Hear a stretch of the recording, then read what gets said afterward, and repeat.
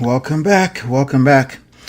So, years ago, when my wife discovered some messages from an emotional affair, I believed my explanation should have settled the matter. The audacity, right? It did not, because the real injury was not only what I called the relationship; it was the secrecy, the embarrassment, the emotional energy that I had taken outside of our marriage. Yeah, years later, together, of course, we worked with a husband whose wife said everything was over, like completely over. But then he deleted messages. No, no, no. She deleted messages rather. She was deleting messages. She was hiding travel details. A protected phone told a different story. So, what should you believe when your husband or your wife, whichever way, says the affair ended, but the secrecy never did? So today I want to show you how to evaluate the contradiction without becoming passive, without becoming desperate or controlled by suspicion. So I'm going to show you what I call the secrecy spiral cycle. The secrecy spiral cycle. Let's do that.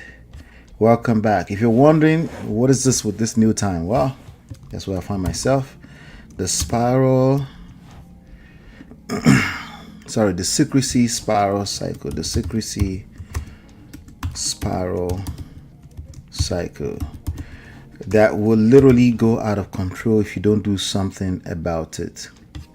Okay, and this particular cycle is triggered by secrecy. So you find yourself in a place where you're trying to heal from an affair, but there's secrecy, or there's suspected secrecy. Yeah. So, but it's better I show you what it looks like before we get too deep into this, right? So in secrecy, you have suspicion, you have surveillance. Let's put that on the board real quick. You have suspicion,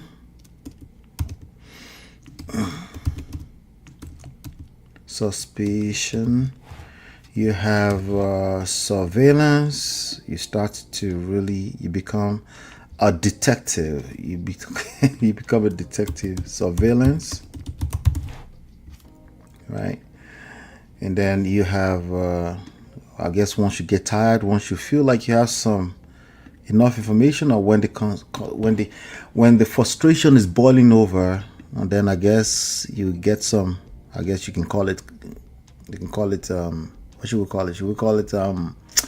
You might call it courage for some confrontation, right? So now you're in effective confrontation with a person who has had an affair. They claim they want to change, but then they're still keeping secrets, right?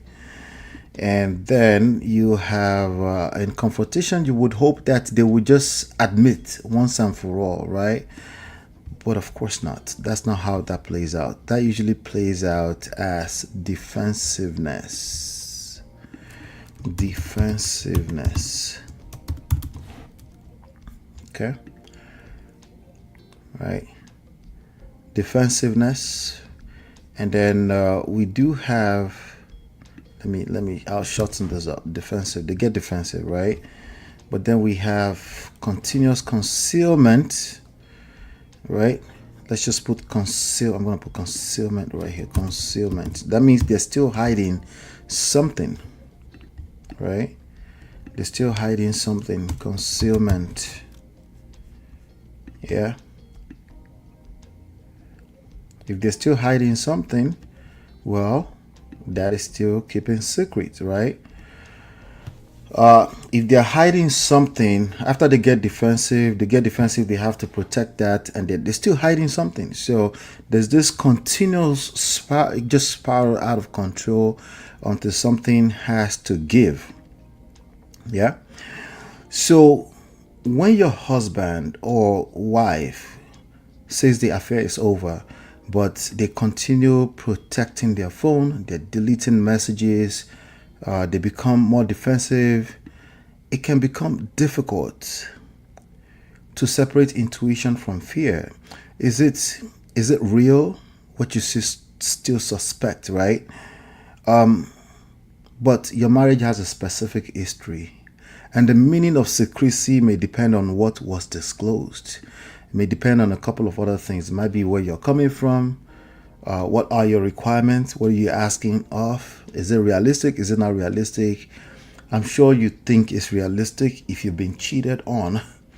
You think anything you ask for is realistic, right?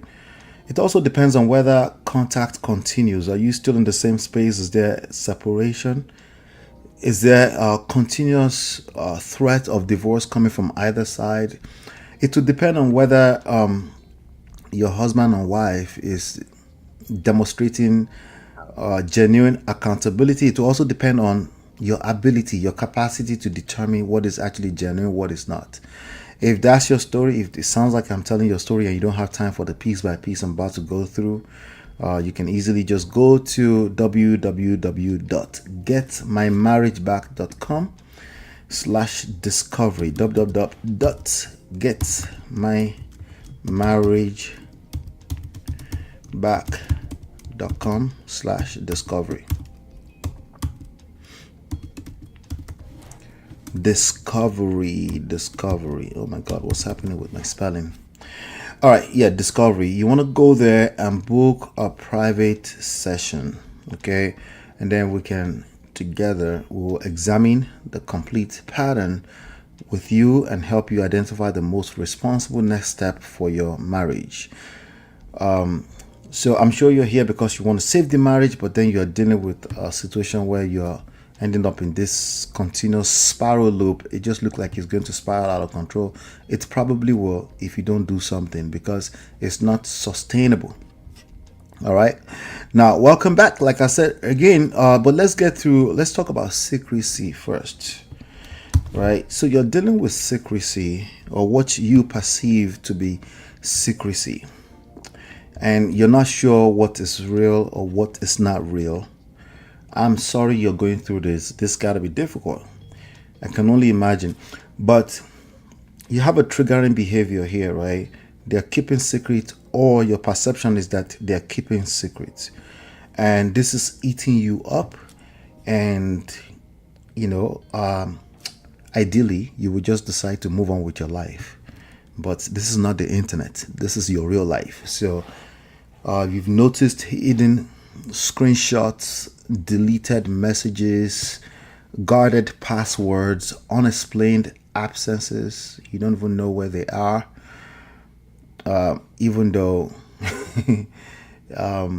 you feel like maybe you should give them some space. It's confusion, right? You have like vague answers whenever you do ask certain questions that really make you feel funny, make you feel something is off, right?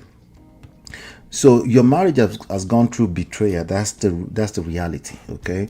And the behavior does not feel natural. It feels something is off, okay? You haven't caught them like this, but you kind of caught them by the elbow. But you also know that what you really want is not to catch a person betraying you. You actually just want your marriage back, right?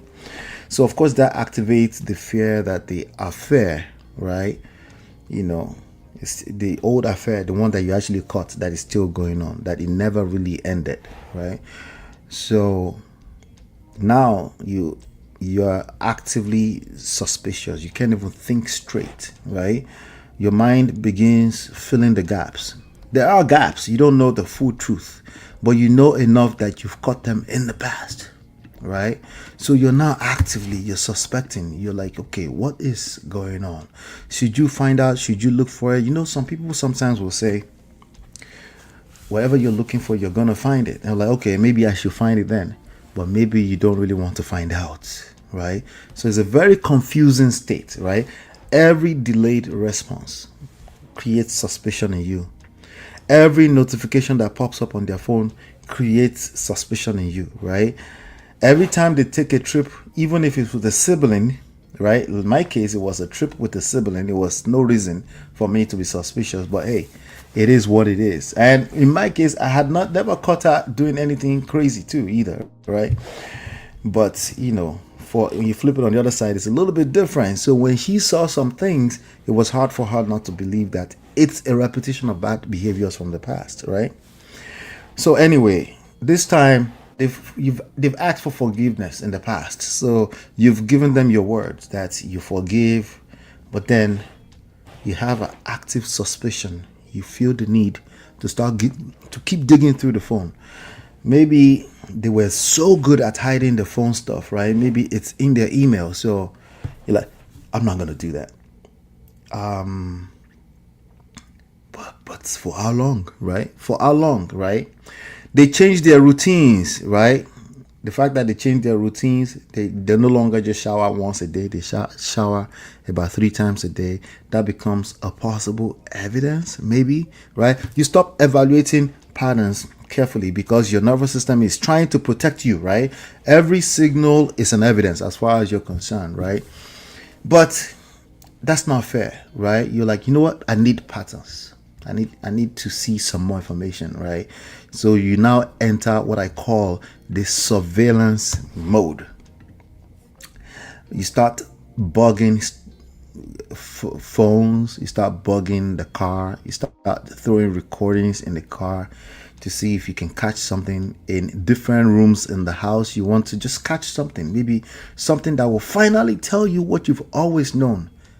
Do you know? Maybe you don't know, right? So the suspicion turns into investigation. You check devices, you monitor their social media, you study phone records, you start testing different passwords, right? You track locations, you review receipts. What does this restaurant receipt means? How many people ate for them to have spent $77.37? How did they 77? How can one person eat $77? Well, did they go to a restaurant by themselves during the lunch hours? What happened there, right? Never mind yesterday, just today, right? This becomes evident. You have repeated search for inconsistency. You're looking for inconsistency, right? Because you've learned somewhere that consistency translates to trust, right? So occasionally, you might discover one useful information here and there, but the investigation gradually becomes your entire relationship with the marriage. That's literally your whole experience in the last 7 months, just doing surveillance, right?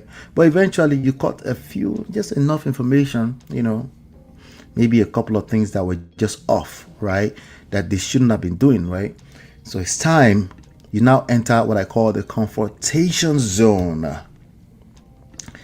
It's time to confront them, right? You present your findings. What does this mean? What does this mean, right? You present not just your findings, but your suspicions, right? But then you are basically in an emotionally charged environment. And are you really going to get the truth out of them? Is it the truth? Well, everything they say is essentially gaslighting, because you kind of know what you kind of know, but not really, but you don't really know, right? But you have their past history. And somebody told you that once a cheater, always a cheater, right? So you're like, what else could it possibly be, right? Every conversation turns into the evidence. So everything they say become additional evidence for you, right? But your questions are valid, right? Your fears are valid, right? In fact, your fear is driving your whole world right now, but there's still fear. So, occasionally you feel like that's not fair. Like, I shouldn't do this. But then you feel how you feel. You want to feel secure in that relationship, right? So you start demanding immediate certainty from a person who clearly struggled to give you certainty, right? Because they have a past history. That's what we're talking about. Why is it that she's still hiding the phone? Remember, that's the question we're at. Why is she still keeping her password, right? So, a part of them, they feel shame, but they're defensive. Or maybe they're still doing it. They're dishonest, right? Confused. Who's confused? You're confused. you're confused. That one we know for sure, because if you're not confused, you'll never be in this state. You will simply just dump this person and you'll move on with your life, right? Bottom line is that you're emotionally divided between your past, present, the future. You have the fear of the unknown. Before we go too further, let's talk about defensiveness, right? So your wife protects themselves instead of addressing the underlying issue, right? They get defensive. Why are they being defensive? Maybe because they're lying, or maybe because they know they're still hiding something, or maybe they don't feel safe sharing everything with you like that. What could it possibly be? But the picture I'm painting here is something you're already familiar with. You know that you don't feel safe in this relationship, but neither do you feel safe with whatever future holds. So you get stuck in this place, right? Why? Because they keep minimizing your experience. Like, didn't you say you forgive me yesterday? Right? You didn't you like if you're gonna forgive, right? Let's just move on. Let everybody go their separate way. So it's essentially effectively gaslighting you, right? But you're like, but look at this. But what does this mean? Like, what do you mean? What does this mean? I was hanging out with a friend. What's wrong with that? A friend. What is a friend? Can you define your friend? You don't really know him. Right? So what do? They turn around, they accuse you of refusing to move forward. Is that what you call gaslighting? Yeah. They insist that all this, your different questions, is just you have trust issues and you need to work on yourself. All right. You would think that, okay, we've confronted this, right? This crazy fight that's going back and forth, right? But really, this type of experience, what it really teaches both people is teaches both of you how to hide. It teaches you to hide even more. It teaches both people to hide more. You want to sneak around and find more stuff, more evidence. They want to protect you, even if they're the cleanest, since there's ever been anybody that ever repent on anything, right? They don't want you to see anything that will trigger you, right? That will trigger you to continue to be more suspicious. So what do we have now? Effectively, two people still in concealment. They're hiding from each other. Your wife is still concealing information to avoid any other further confrontation, because obviously that's not a good experience, right? Or they're actively hiding from you. Now, why would they want to stay in a relationship with you if they know that they're still messing around, right? That's a question that we don't have an answer for, right? Who's the person that can answer that question? Them, right? Now, you are still concealing a lot of stuff because you're trying to monitor, you're doing surveillance, and you're trying to see if you can find some more stuff. So you have two people, you have a house divided against itself. The marriage becomes an intelligence operation rather than a partnership, rather than a union. Imagine that type of life. Imagine that type of marriage. I know it's kind of hard to see when you're in it, but imagine you're observing another person in that type of marriage. Would you advise them to continue to stay in that marriage without doing something about this crazy ass cycle that you're looking at? Would you advise them to continue to stay in that? I doubt it. You would tell at least one of them to seek help or find their levels and go their separate ways. That's what you would tell them to do. Let's be honest, right? Now, it's easier said than done, right? Because, hey, people are in a marriage. Sometimes children are involved, But now you have this cycle continues to feed on itself. The concealment creates additional secrecy, right? Because you're hiding stuff. Both of you are now hiding, right? Every new secrecy intensifies suspicion on both sides. Suspicion creates more surveillance, right? At least on your part, because you're still surveilling and looking for more evidence. And you might even justify it and say, well, just in case we end up in court, I need to have evidence. But you stay there, right? Surveillance eventually produces another confrontation because you're boiling inside. You're wondering, and every now and then you lose your cool and you confront them with half information. That's usually not enough information. But hey, you've convinced yourself, like, what else could there be? Like, that's exactly what it is. What I'm seeing, they say, it's not what it looks like. What does it look like, right? So even when no new affair is really going on, even if you don't really detect or discover any new affair, the operating system of your marriage keeps both people trapped in fear, in defense, in hidden behavior. It's just bad, guys.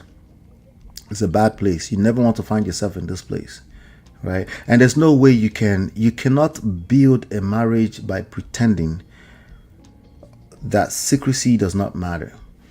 Now, there's a blurry line between secrecy and privacy, or individuality, right? Or a healthy space between a husband and a wife. But who's to determine what's enough and what's not enough? Who's gonna tell us that, right? So you cannot rebuild it by surveilling each other's movements, by tracking locations and stuff like that. If that's your source of stability, you're never going to create a stable environment, and it's going to affect everything else about your life mission, your purpose, your work, everything. It's going to eat you up, right? So even when they confess a little bit, sometimes it might end up being an argument because there's defensiveness in the mix, right? And some might even argue that consistent transparency should start rebuilding trust. But sometimes that gives certain types of people additional reasons to continue to do surveillance. In other words, they don't have the capacity to be in a healthy relationship in that space. They don't, because you can't have capacity. Don't fall out of the sky. You have to build it. And especially if there's been serious damages in the relationship, so we're asking for trust. How do you rebuild trust in this space? Is it just one person that needs to keep working on rebuilding trust, or is it both people that need to? In most cases, I think most advices that start with both should are useless, personally. Okay? And also professionally, I think they are mostly useless. We should focus on each individual and what they have to bring into that relationship, and what they have to give into that relationship. And if they don't have enough to give, they should focus on giving to themselves first. And sometimes that means you have to leave that relationship, even if it's not a permanent decision. All right. So by now, you might be starting to recognize that the real problem is not simply whether you should check your phone or ask another question. That's not the real problem, because you're probably already doing that, and clearly it's not working out, right? You may be dealing with a situation where you have to see this betrayer, the person that used to be a betrayer, or still a betrayer. I don't know how you want to paint it. You might still have to see them on a regular basis. That means there's continued contact with the person who betrayed you. Maybe there's incomplete closure or disclosure, right? Maybe there's an emotional affect still going on. There's somebody I know that kept making excuses for somebody they were having an emotional affair with, and they wanted to keep that person in their life. And it's an emotional affair because they've defined emotional affair as it must mean it's about sex. It's not always about sex. If it's threatening the health of your romantic relationship, and that can still be defined as an emotional affair, especially if it's taking affection and quality affection away from your marriage. You have to look at that as emotional affair. But some people will argue that at the expense of their marriage, right? So maybe you're dealing with that kind of person, still justifying it, right? And they're still defensive, right? Maybe you're dealing with an actual physical infidelity that never really ended, or you suspect that it never really ended, right? A separation, a wife who wants to benefit from the reconciliation without accepting the responsibility of joining forces together to rebuild trust. You have that sometimes too. Like, they always find a way to manipulate their way out of the conversation, right? So you end up in limbo, right? If this is what you're dealing with, again, I'm sorry you're dealing with that, but there are programs to help you navigate this and exit this crazy spiral cycle. All right, there are programs. You want to go to getmymarriageback.com/discovery and book a private discovery session. If you do that, you will get clarity. Sometimes, all the time, what you need is clarity, because you still have to decide what you have to do, right? And what we'll do in 60 minutes will help you evaluate the behavior without dismissing your concerns, because your concerns are real. Your suspicion are real. Your fears are real, right? But you don't want to allow that fear to control every decision, to control out the rest of your life. That's not a life to live, right? So together we can work together, identify what reconciliation actually looks like in your specific marriage. So yeah, if that's something you're interested in, just go to getmymarriageback.com/discovery right there. Now, I want to show you what I call the credible reconciliation cycle, because that's what this comes down to. You want to fix your marriage, but you also want to make sure that you're not just fixing a broken marriage that turns out to be a broken marriage. You actually want to build a healthy marriage. So let's talk about the credible reconciliation cycle. I'm going to give you a universal roadmap. Okay. Let's see. Credible. Boom. Yeah. So the cycle starts or is triggered by the same trigger. Okay. It's triggered by the same trigger. Secrecy. All right. It's triggered by the same secrecy. Right. So you've encountered, you're traumatized. I guess I can call it trauma, right? From a past affair in your marriage, right? But you've worked on it somehow, some way, somewhat. But recently there's been some funny behavior. So now you're suspecting possible secrecy, right? Or you perceive secrecy. Let's call it secrecy, right? So instead of going in the direction of suspicion or dwelling in suspicion, instead we're going to go in the direction of grounding. I'm going to tell you what that means in a second. Grounding. Okay. Now from grounding, you're building capacity, right? Then you can observe from that place of grounding. Okay. You can observe.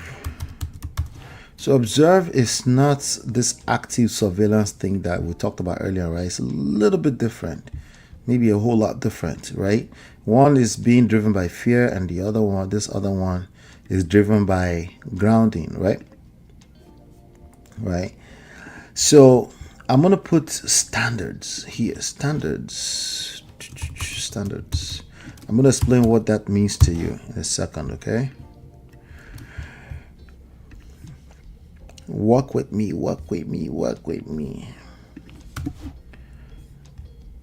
Standard.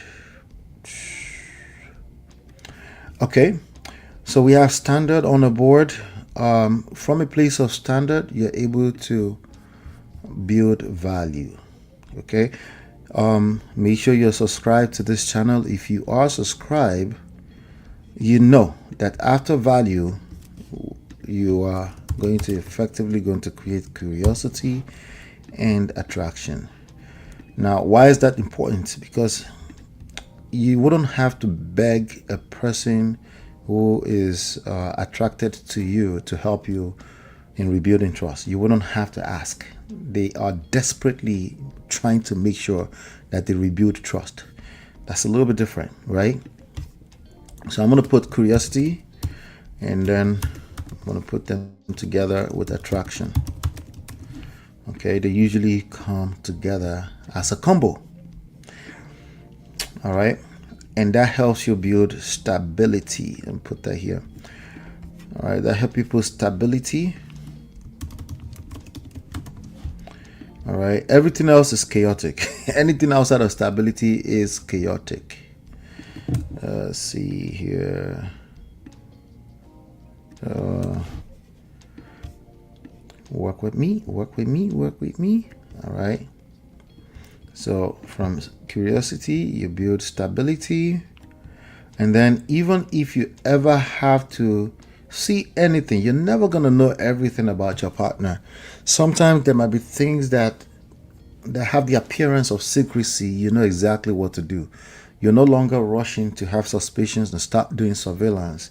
You go back to grounding. Okay, now let's get into this one after the other. Let's see what this means.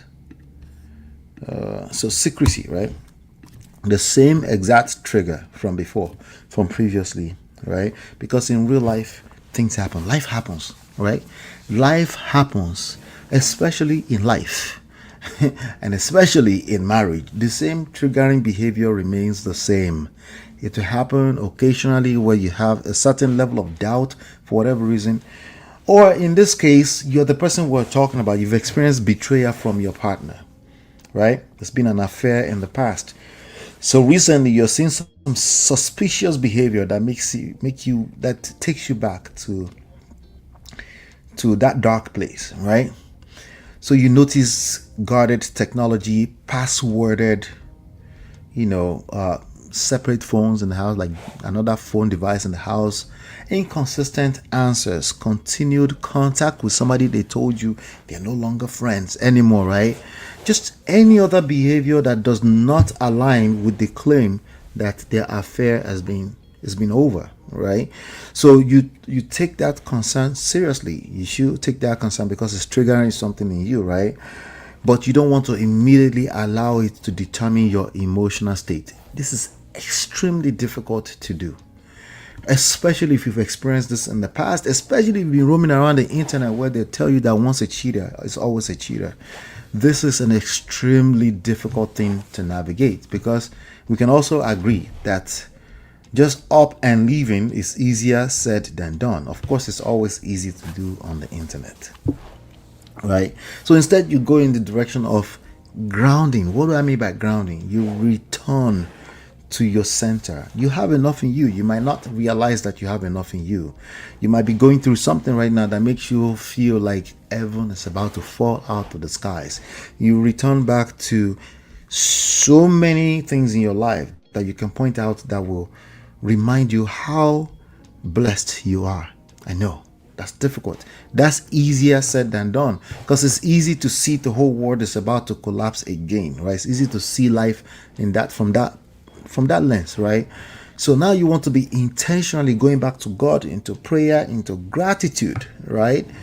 This is very difficult to do when you feel like you're suspecting that your cheating partner who cheated in the past is still cheating. That's like why would I ask you to go do that? That's unrealistic. Well, it's realistic, right?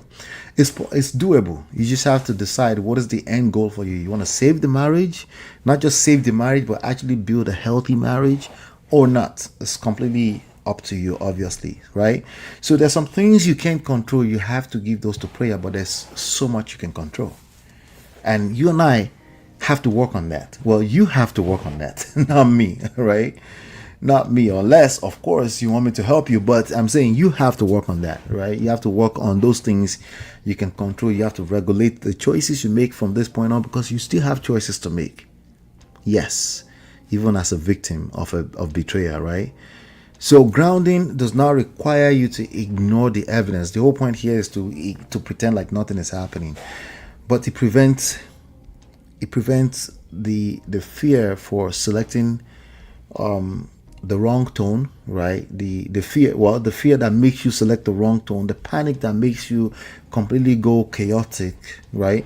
It helps you in terms of identifying the right timing, the right strategy, and things like that. And the more you do that, the more you probably will be tested, but you build muscles. You understand? You build muscles, but then you will start looking out for the right type of evidence. Maybe it's not as bad as you think. Maybe it is that bad. Either way, you have a choice to make, right? So now we're dealing with observation. Let's go back to the board real quick, right? So I've explained grounding, observation. Now, remember, you're not just falling into observation. If you just fall out of the skies of secrecy into observation, you're going to start bugging the cars, right? You're going to start tracking locations. You're going to go crazy, okay? You're going to basically lose yourself in that process, because you will never find enough evidence.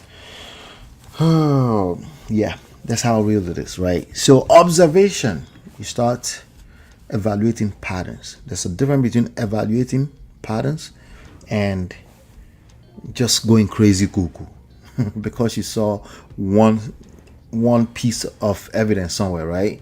You're observing patterns rather than isolated moments, right? Not only are you doing that, you're doing that from a place of grounding, meaning you have enough in you. Because if you don't have enough in you, you're going to self deplete, right? You look for consistency between words, access, behavior, right? Whereabouts, right? Accountability. Why are you doing all of this? Well, you have patience for yourself, first of all, right? So the other person's how they decide to move does not determine the rest of your life. Temporary to some extent, but you're not here doing surveillance again. But of course, you're still paying attention. Because some people have the fear, like, are you asking me to trust again? I don't want somebody to break my heart again. I say, I understand that. But there's a difference between observation and surveillance. From an obsessive standpoint, there's two different words apart, right? You're able to apply empathy. I know. Why would they ask you for empathy when you got cheated on? Seems unfair. Again, you have to identify what do you want. You have to decide what you want. Out of life, not even marriage, out of life, right? Your willingness to answer reasonable questions, even within yourself. What's reasonable questions? Well, they're not yes, no questions. They're not close-ended questions that's already designed to trap the other person into whatever it is that you think you want but you don't really want. Because again, all of this, a lot of people are just hurt more by embarrassment than the actual infidelity. That's crazy as it sounds, but that's human beings for you. We care more about what it looks like on the outside than the actual thing oftentimes. So observation helps you distinguish temporary defensive reaction, right, from an ongoing system of concealment, of hiding, of being basically a fraud. You're able to detect those things because you have enough in you, right? So you have the standards, you become clear about what reconciliation requires. You actually have a blueprint that you're following rather than just trying to wing things along when you already kind of know that you shouldn't be in that relationship, at least not for now. So a standard is not a threat. That's not what it is. It's not a threat that's designed to force a behavior, because any form of manipulation, because yes, you can still be manipulative even if you were the one that got cheated on, right? Any form of threat that's designed to force a person into a behavior is going to backfire. What you're looking for is clarity about what you as an individual, you will or will not participate in. And sometimes that require the outside relationship to end. Sometimes maybe it's not a big deal. But that kind of clarity is going to come not from you being super obsessive. It's not going to come from you operating from this defensive place where you're tracking everything by what happened in the past. Absolutely, right? What happened in the past matters. But there's a place to apply it, but there's a place to not apply it. So it gets very dicey and very difficult if you're one of the actors in the movie. Okay, so what is reasonable transparency? What is that? Is that a real thing? Or you're just like, no, I need absolute transparency and that's it. Good for you. I'm glad for yourself. You have clarity, execute it. If they don't give you absolute clarity, leave them. If you're in a tussle back and forth, then there's a problem, because sometimes what you're considering to be transparency in your own is ideal, is fair because of what happened in the past. They betrayed you, right? Sometimes that makes the other person become not themselves, which is not what you want, right? So there's a lot of difficult questions that needs to be addressed here, but the grounding will help you go through it so you can come up with a standard or blueprint. Let's call this also, we can have a blueprint here, right, to follow, as opposed to just winging things and thinking that it's just going to be just like that. All right, so when you operate from this place of standard and blueprint, then you continue building the life and the character you're responsible for. You're now in control. You protect your faith, your health, your parenting. A lot of people lose themselves in this space, right? Because they they've lost purpose in life because they've basically centered that other person. Even though they're actively trying to decenter the person, they still find themselves in it, right? This person controls everything, right? So instead, now you take control of things you can control. Remember, I said that's part of grounding. You're able to take control of things you can control. The rest of it, you leave it in the hands of prayer, your higher self, right? So emotional intelligence, you go back to that, you exude it when you are operating from a place when values start to show from a place of standard blueprint. You actually have a plan that you're following. Value is inevitable, so it's not something you necessarily control directly. It's more like an indirect byproduct of following through this process, and by doing so, that builds attraction, that builds curiosity, it builds attraction, right? Your grounded strength changes how you show up. It shows how you show up. The last thing that anybody will want to do in that kind of case is to sabotage what they have with you. Sometimes people will sabotage from a place of fear or panic, or they're trying to fill a gap or a void, right? But because they're enjoying the value they're getting, that you're exuding, that is showing how you show up, right? The last thing that comes to their mind is to betray you again. And not only that, you'll be sure of it because you're no longer begging for scraps of reassurance, begging them to show you that they've changed or anything like that. It will be too obvious to you that there's no room for BS. Does that make sense? All right. So now attraction is very important in all of this because, again, if they like you enough, the last thing they want to do is betray you. Not only that, the last thing they want you to do is make you think that it's even possible in the first place. So they're already desperately trying to rebuild trust with you anyway, right? But if you're moving with panic and you're trying to force them to behave a certain way or try to force transparency out of that, if you're operating from that place, it's only going to get worse. Okay, it's only going to get worse. And if you feel like that's unfair because they cheated in the first place, I understand. But that's the reality of what's going to happen. They're going to perform for a little while, but it can only last for so long. Okay, so even if they're not necessarily hiding anything, everything will look like it, right? You will continue to conceal, hide. They will continue to conceal and hide because they don't want to hear your mouth. But you're trying to find out assurance. You're trying to get the certainty that you need so desperately. It's going to show in your energy, right? Desperation and policing are no longer dominating your energy when you're when attraction happens. So we still need that, but attraction is not the absence of accountability. It doesn't erase accountability because oftentimes some people they want accountability that they can be sure of, right? So, but anyway, if you can go through this process from value, now you have attraction, curiosity, attraction. Now eventually you build what is actually stable, self-sustainable on its own. Why? Because you got yourself back. Self is the source of sustainability. You found yourself. You're no longer depending on them and their reassurance to become yourself, right? You remain consistent, okay, regardless of what is going on, and that helps you create more of what you're looking for. What I'm describing is a lot of confidence involved in that, and it takes healing. If you've been betrayed, if you've been hurt in the past, it takes healing. Whatever healing means to you is a process. Whatever it means to you is nothing overnight. It will require a support system. Okay? You allow your sustained path to reveal truth to you, as opposed to you trying to force truth out of your own manufactured your manufactured truth with all this surveillance behavior, right? Oftentimes you might even call yourself like, okay, I'm a fact finder, I'm a detective now. I can get into any phone. You might be so proud of that, but ultimately you still have to face yourself in front of a mirror. Is this the kind of relationship that I'm looking for, where I'm always looking over my shoulder? All right. So understanding these principles is one thing. Applying them while sharing a home, raising children with a person, managing an active separation, wondering whether it's even worth it, right? That it's very difficult. It's easier said than done, right? So I've explained it to you. You have it. You can play this video over and over and over again. It's right there. That's the universal roadmap. And those are your two options. You have two options. When you perceive secrecy, you can go in the direction of suspicion and surveillance, or you can go in the direction of grounding.